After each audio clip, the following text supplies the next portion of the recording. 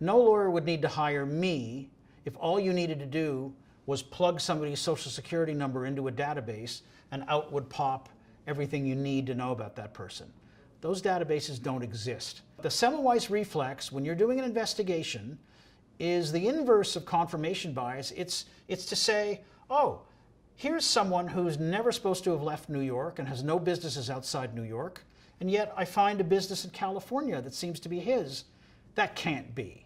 That must be database error because I already know that he's a New York guy.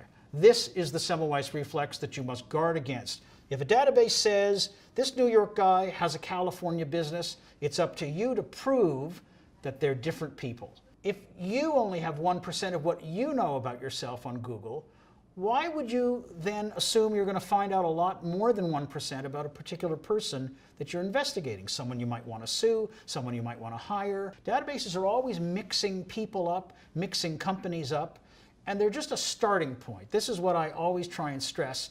You never report to a client and say, according to databases, this is what we found, unless you can't back it up on the public record. If you can back it up on the public record, you're really duty-bound to do so.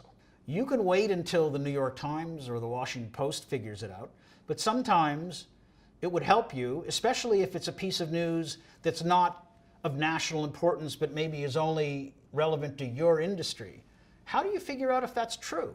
How do you figure out who's behind that piece of news? That is the art of fact investigation. If it were a science, a computer could simply tell you where to look.